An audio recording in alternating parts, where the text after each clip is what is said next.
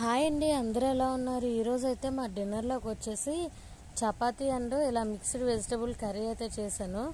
ఒకసారి ఈ కర్రీ చూడడానికి ఎలా ఉన్నా టేస్ట్ అయితే చాలా బాగా వచ్చింది. మేము ఎలా వస్తుంది ఏంటో చూడడానికి ఎలా ఉందనేసి అని అనుకున్నాం, కానీ టేస్ట్ అయితే చాలా బాగా వచ్చింది. ప్రాసెస్ ఏంటో ఒకసారి అయితే చూసేద్దాము. ఇలా అయితే 3 వెజిటబుల్స్ అయితే మిక్స్ చేస్తున్నాము. Capsicum and meal maker, paneer మాట.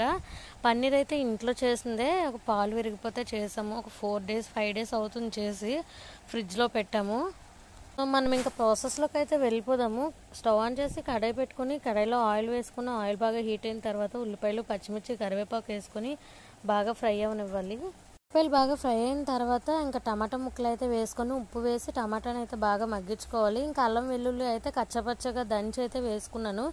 అల్లం వెల్లుల్లి వేసిన తర్వాత బాగా కలుపుకొని క్యాప్సికమ్ ముక్కలు అయితే వేసి బాగా మగ్గించుకోవాలి. క్యాప్సికమ్ ఒక 20% మగ్గిన తర్వాత అయితే మిల్ మేకర్ ఆల్రెడీ వేడి నీళ్ళు అయితే నానబెట్టి ఉంచుకున్నాను. ఆ మిల్ మేకర్ పిండేసి అయితే క్యాప్సికమ్, మిల్ మేకర్ అయితే బాగా ఫ్రై చేసుకోవాలి. ఇవన్నీ ఫ్రై అయిన తర్వాత అయితే కొంచెం కారం అండ్ కొంచెం చికెన్ మసాలా పొడి వేసుకొని అయితే బాగా కలుపుకొని ఇంకా మనం పన్నీర్ అయితే కట్ చేసి వేసేసుకొని ఇంకా పన్నీర్ని కూడా యాడ్ చేసుకొని బాగా ఉడకనివ్వాలి. కొంచెం వాటర్ అయితే యాడ్ చేసుకోవాలి.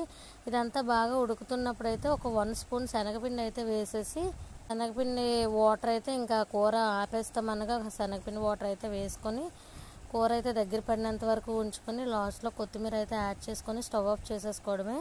ఇందులో శనగపిండి ఎందుకు వేసానంటే ఇంకా చపాతీతో కాంబినేషన్ కదా, కొంచెం థిక్గా కర్రీ ఉంటుందని. రైస్లోకి అయితే వేసుకోవాల్సిన అవసరం లేదు. కర్రీ చూడడానికి అయితే పన్నీర్ చల్ల చెదురుగా అయిపోయినా టేస్ట్ అయితే చాలా బాగా వచ్చింది. డిన్నర్ అయితే కంప్లీట్ అయిపోయింది. మీరేం తిన్నారో కామెంట్ చేసేయండి.